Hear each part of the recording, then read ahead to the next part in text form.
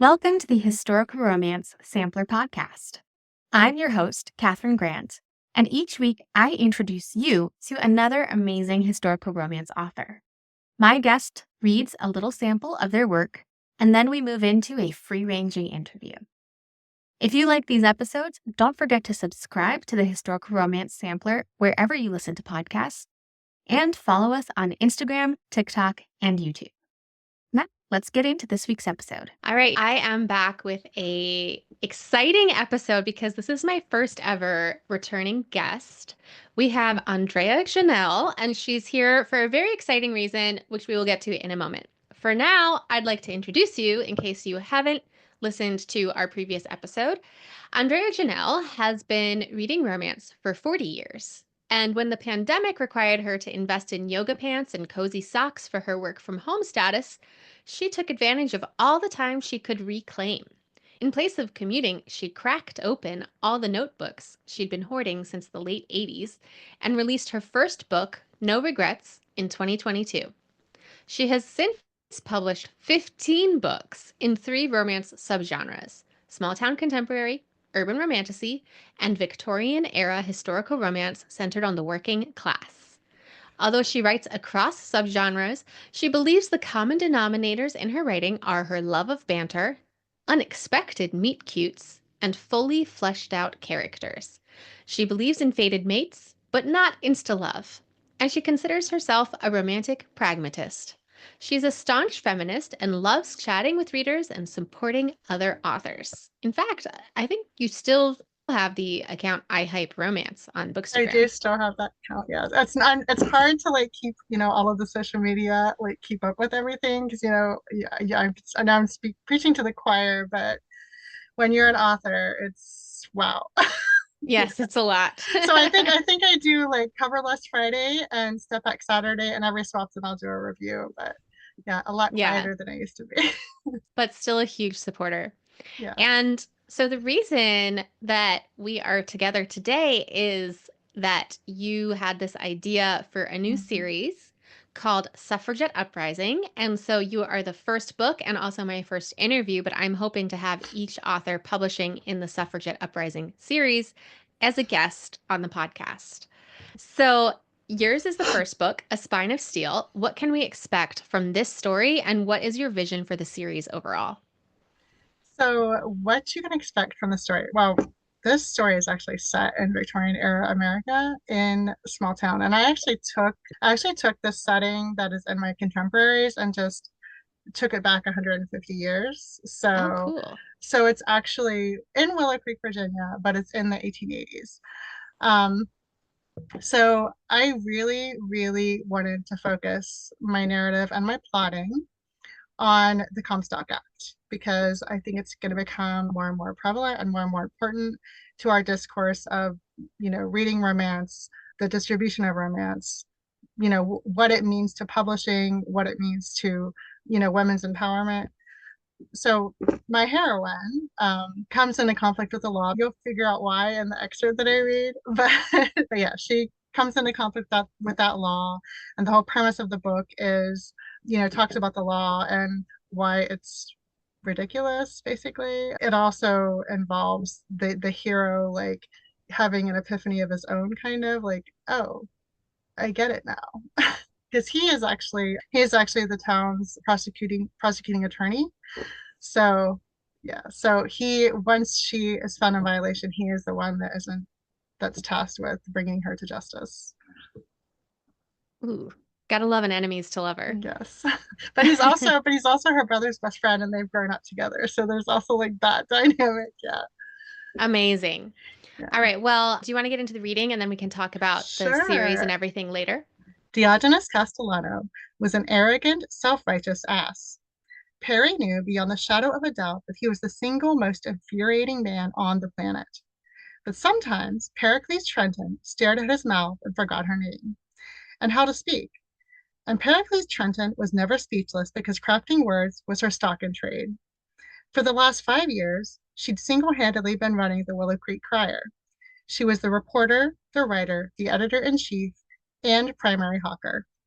She was also the secret translator of a series of scandalous Italian memoirs about the lives of 16th century Venetian courtesans and their escapades. Her tongue-tied behavior around the man who tormented her since childhood was nonsensical. He captivated her in some devilish display of power she couldn't make heads or tails of. When her brother's tall, bespectacled best friend swiped a stray drop of applejack from the rim of his glass with his tongue, or closed his eyes as he wrapped his mouth around a spoonful of chocolate mousse, Perry was rendered both speechless and witless. She wanted to leap across the table and grab his chin. Soup tureen be damned. She wanted to clamber over the half-empty platter of roast and lick away the spot of chocolate caught in his dimple, because it was slowly driving her mad.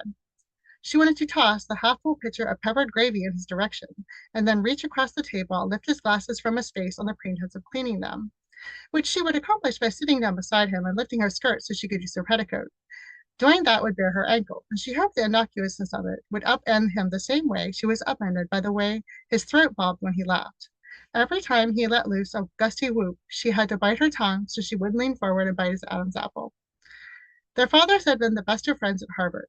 Their shared love of classics and fine whiskey had led to a lifelong attachment, an attachment so pronounced, Dio's father had followed his friend from Boston to Willow Creek. They'd served together in the war between the states and returned to raise their families side by side. Diogenes, or Dio, as her brothers called him, had been a fixture in her house for as long as she could remember. That had been all well and good until the summer she turned 21. The annual baseball game after the town picnic could become quite boisterous. Her two brothers were dead ringer pitchers, and even though her mother said it wasn't genteel, Terry always ended up behind the home plate as a catcher. That summer, at that game, Dio went down in a pile of dust when her brother Archimedes threw a wild pitch.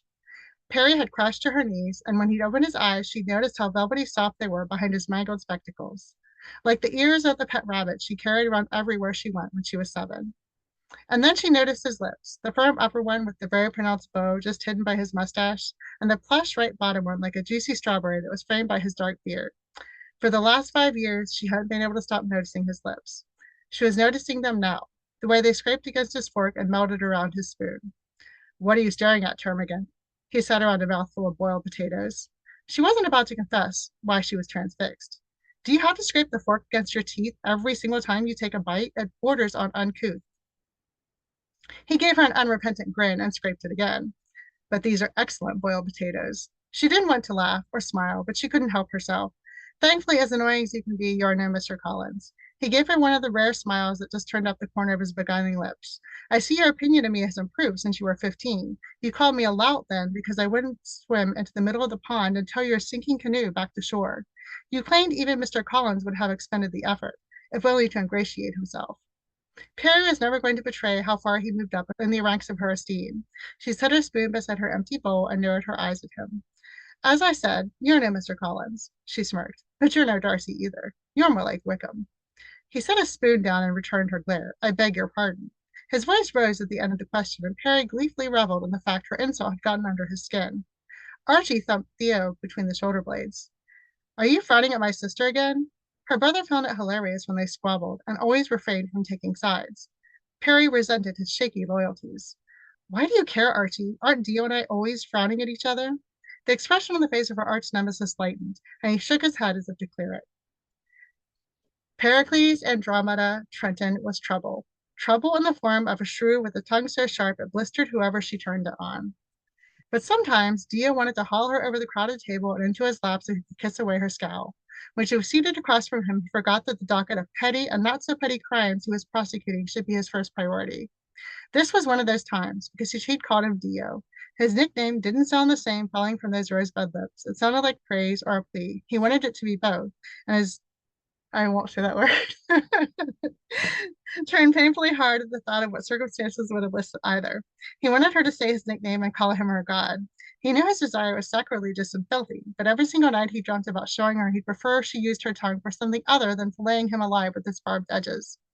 He didn't purposefully frown at her. His frown just emerged of its own volition whenever she was near, like it had been hiding in his pocket waiting for the perfect opportunity. There wasn't much else Dio could do. What reaction was he expected to have when everything about his best friend's little sister both confounded and enthralled him? Dio cleared his throat. It wasn't a frown. Perry nodded in agreement. He's right. It wasn't a frown. It was a scowl, almost a snarl. It was neither of those things, he half-heartedly protested. He was lying through his teeth. It had probably been both. Why were you not frowning, Mr. Squarehead? Mr. Squarehead, I am not unyielding, Pericles. She turned a laughing face to her brother. I have rumpled him, Archie. Perry, leave Dio alone and sharpen her claws somewhere else. She stuck her tongue out at her brother and gave Dio a nod. I'll give you a reprieve for now.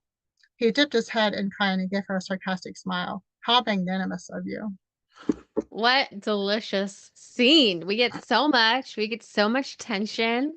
Love Yeah, it. thank you. We're going to take a quick break for our sponsors, and then we're going to come back and talk about this sample and also the series. Do you love to find historical romance book deals? Or are you an author who would like to boost a new release or discount to readers who love historical romance? Historical Romance Book Deals was made for you. Historical Romance Book Deals is a daily newsletter that showcases free books, discounts, and new releases. It's great for readers to find new books and for authors to spread the word about their books. Authors, while HRBD grows their list, you can submit your books for free. Simply visit historicalromancebookdeals.com and use the coupon code HRBDFree. Hey, audiobook listeners! Have you checked out the official Historical Romance Sampler Season 1 playlist on Libro.fm? On the playlist, you'll find historical romances you heard here first that are available to listen to on Libro.fm. Plus, if you're not yet a Libro.fm subscriber, use code HISTORICAL to get extra credits in your first month. Head on over to the Historical Romance Sampler Linktree to learn more. All right, so we are back with Andrea Jenelle, who just read a sample of Spine of Steel, which is out this week as a new release and kicks off the Suffragette Uprising series. So before we get into this sample that you read, can you tell us, because you're the leader of our series, can you tell us about your vision and maybe the inspiration for it? Yeah, so one of the reasons I've been a lifelong feminist is because my grandmother worked at the polls every year from 1931 until like 5 years before she died in 2012. So like 75 years she worked at the polls like every year. She Wow. was like a firm believer in women's right to vote because she saw that happen. She was born in 1911, so she saw her mother get to vote for the first time. So she was a strong believer in that. And having said all that, just seeing like what happened at the last election and seeing like a lot of the feedback that came out of that like a lot of people just didn't want to vote for a woman. And it to me it's the natural outcome, right, of the journey that we've been on as women, as suffragists, to have a woman in the highest elected position in this country. I feel like sometimes we forget our history. I don't know that the new generation coming up is as aware of this legacy of like all these women who have been fighting for these rights for 400 500 years, right? So um I wanted to make that the centerpiece of a series. I thought it would be fun to do it as an interconnected series so that we're all like talking about different time periods and like different issues that women have faced throughout history, that all tied to this core belief that, you know, an equal opportunity. I love that. Yeah, I grew up hearing about my great grandmother who served as a foreman on a jury, like the first year that women could vote, because once you vote, you become a jury member. Yeah. And, it's a wonderful story, but also, I also grew up being like, well, we won it. We have the right to vote. It's accomplished. Hmm. And so I think it's really important to remember, how did that happen? It was not inevitable, because nothing in history is inevitable. Right. And, what are the resonances with today that we can learn from or draw inspiration from, etc. Exactly. All right. So you mentioned at the top that this story is very interested in the Comstock Act. Yes. Would you like to give us a little infomercial about what that So is? so the Comstock Act was basically federal legislation that was passed in the late 19th century that allowed the banning of what it deemed to be pornographic material. And the Comstock Act was focused on the distribution of that material through the U.S. mail service. So it kind of fell out of favor, like it's being enforced, like around the 1930s. I think that's when the last case was prosecuted. but it was never taken off the books or revoked. So that law is still on the books. It's funny that we're having this conversation now because one of the things that the Comstock Act talks about is that every community can determine on its own what it deems to be pornographic or licentious. So every community has that power to do that, which is why like a lot of this, which is why a lot of book bans happen on the local level, right? Because it's that community that's determining that. It's also why there are some states now that are proposing this like a much broader ban on books than what has ever been contemplated before. I think Oklahoma is one of the states right now that is going through that. And romance falls into that category. The thing is that the way the original law was written, it had its limitations, right? So it talks about the US mail service. Well, as we know, like that doesn't contemplate digital books. Are you going to say that US mail service includes email addresses, like downloading a book from a website? So I don't know if, depending on what happens, if that'll like affect that. There's also the fact that, like, I know just in my state, there are three romance bookstores. That is all they sell is romance. And I feel like that is this, there's been this rise since the pandemic of these romance bookstores popping up everywhere. And it's like, how is that going to, and most of them are women owned. So how is that going to affect that side of commerce too? Because that's a small business. And yeah, Right. there's all kinds of ramifications and repercussions to this act and what happens with, the states. And as you know, like once someone challenges something is unconstitutional, which I think is the goal, it can move all the way up to Supreme Court, and then the Supreme Court determines the standard, right? Which is Right. applicable everywhere. So yeah, Right. it's And I know there's also a Supreme Court ruling called the Miller test that yes. instructs Yes. communities on how to consider is Mm-hmm. something licentious or Yes. pornographic, and it needs to be considered as a whole. Does it Mm-hmm. have literary or artistic merit? Right. And most of the book bans are literally trying to remove that part of the consideration. So, as romance readers, Mm-hmm. we know what the whole literary or artistic value is. And that's why we Right. have bookstores about it. That's why we have podcasts about Exactly. it. That's why we have communities around it.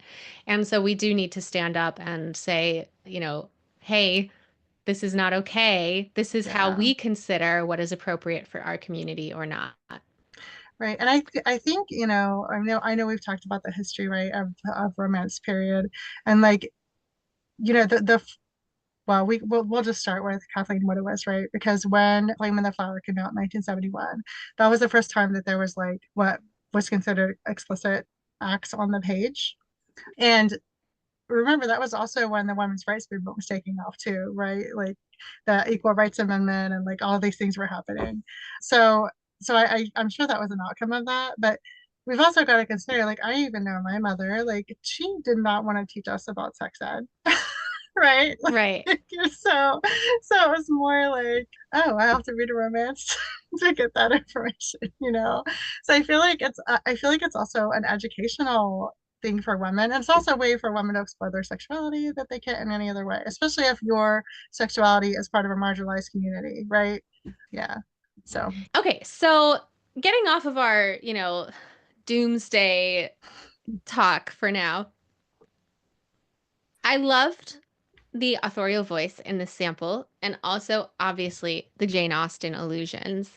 yeah. Was it different for you to write an American historical versus a British historical? Yes, I actually wanted to show you like some of the research because I know you love that. I love So, it. so there's this one. It's Erin's Daughters in America because they're from Ooh. a Scotch Irish, and then I also have this one, the social history of the Scotch Irish. So Ooh. yeah, ah, there's the background. Oh well, but yeah. So yeah, it's very different. The social attitudes are very different. You wouldn't think they would be because it's like the same time period. Because this is set about 20 years later than my Wainwright series, right?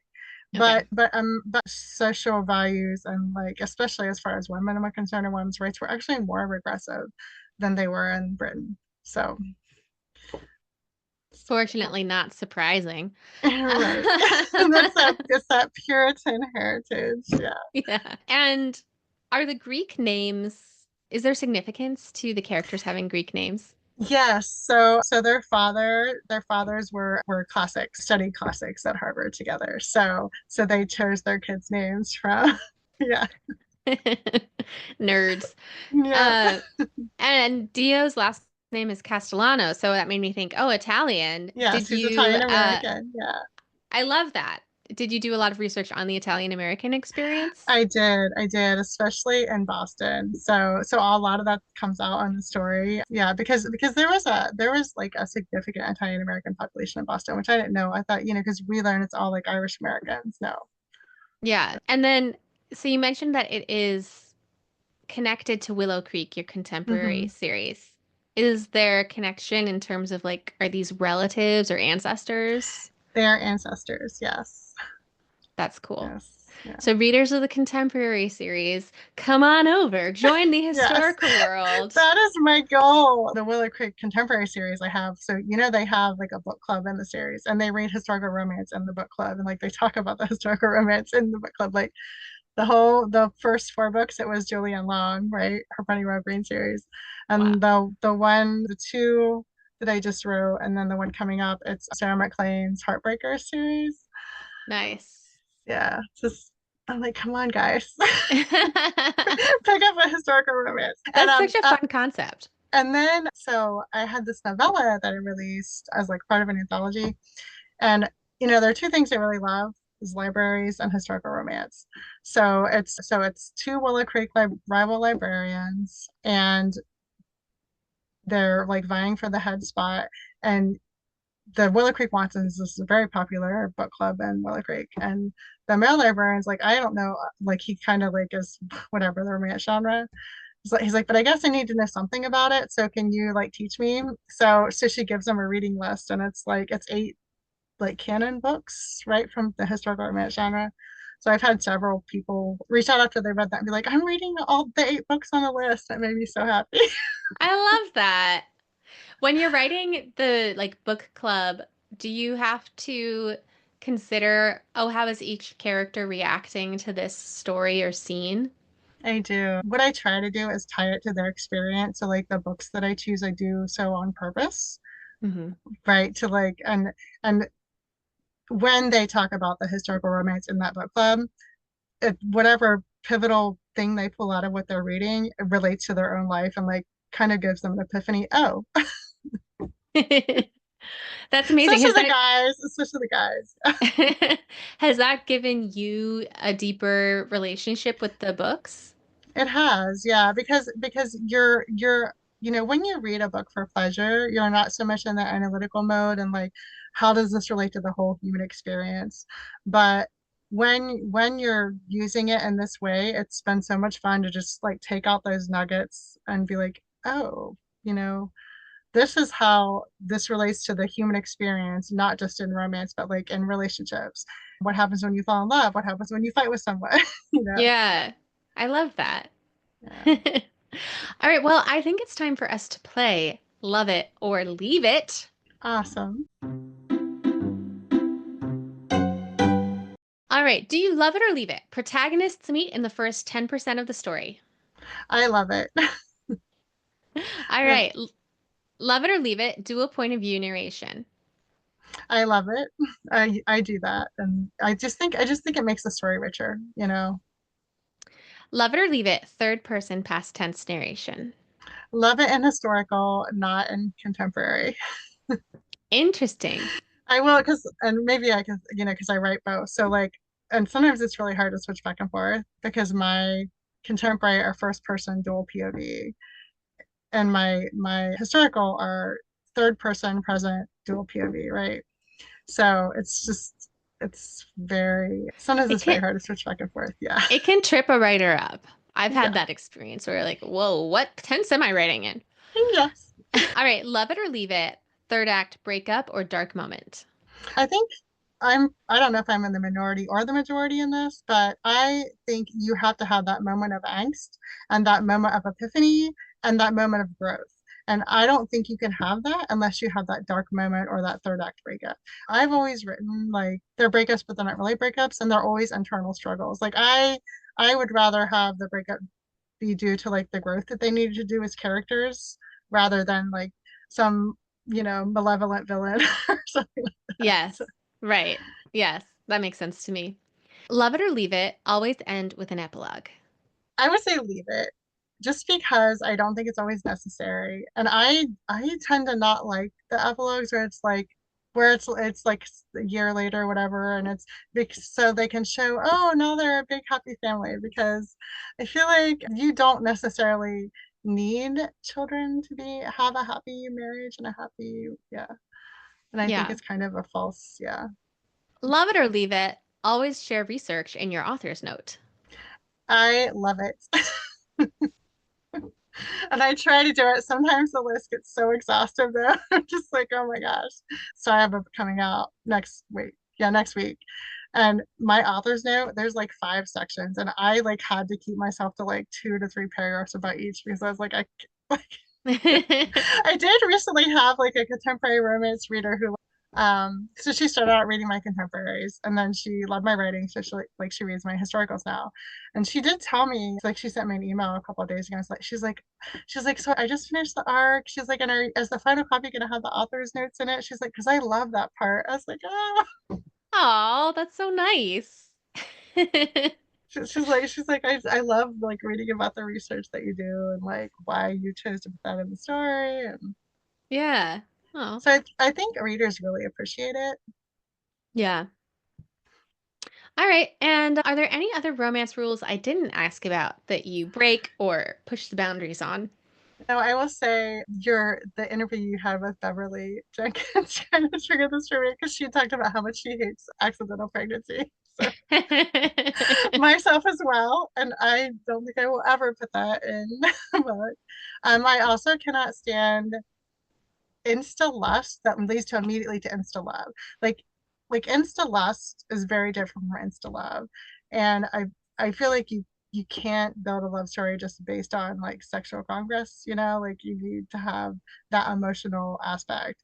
That is one thing that I don't think I'll ever be able to write anything that is what is considered pure smut, because I can't like I have to build that story out, right? Like, yeah. Yeah.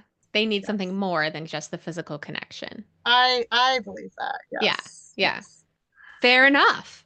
All right. Well, I'm so glad to have had you on again.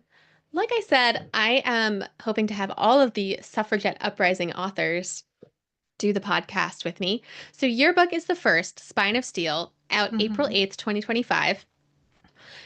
And then there's mine, In the Wide Open Light, coming out May 6th, 2025. And Andrea is going to interview me for the episode. Stick around. And then Missy Urban has Miss Gregoire's Beginning coming out in June of 2025. And then we're taking a little break. And Andrea, can you remind me of the order of who's putting out what Yes, next? it's Ramona Elmas's book is coming out September. Yes. September 2025. And then in Mm-hmm. 2026, we have Elizabeth Everett, Mm-hmm. Stephanie Hilary Smith. Bowen, And and Stephanie Stephanie Smith. Smith. Yeah. Yes. So I know I just want to say to the listeners, like, this is because we authors are all taking this on as a passion project. We are so Mm-hmm. excited about this prompt and also fitting it into existing publishing deadlines and schedules. So Yes. stick with us as we get these stories out. They are going to be awesome, and we're excited to tell them over the next year. And Andrea, I believe you chose April 8th for a specific reason. Yeah, I wanted it to be so many days after the new inauguration. So I thought we'd I thought we'd have a sense of like what the climate and the country was going to be towards women, and I think we've gotten a sense of that. So Oh, it's the I would perfect say we time. have. Yeah. Yeah, I All think it's right. the perfect time for it to come out. Well, thank you so much for coming on. Spine of Steel is Kindle Unlimited. The whole series is going to start out Kindle Unlimited. Mhm. You also have 15 plus more romances, contemporary, paranormal, and historical that listeners can read, where can they find you and your books? So I do have a couple of books in KU, but that is the books that are in KU are either novellas that were in anthologies that I released as a novella, or they are collections of like the series books together, like books one through three, three through four through six, etc. So the first three Wainwright sisters books, one through three, are actually that volume is coming out in KU on this Friday, the 21st of March. But I am very committed to having all of my books available at the library. So you can read any of my books in Hoopla or Libby. So except for like the ones I'm like contractually bound, I have to keep in KU, but all the Right. rest are in Hoopla or Libby, which is most of them. Which means that your library can purchase them. So if you don't see them in Mhm. there, ask your Yes. librarians to purchase them Yes. for you. Yes. And Awesome. again, I got, not to like get on my soapbox, but like there's because I made this point to someone, there's the U ban right now, or like a lot of people are not getting into KU. And the thing is, well, KU makes books accessible. Well, no, it doesn't, because you still have to pay for a subscription.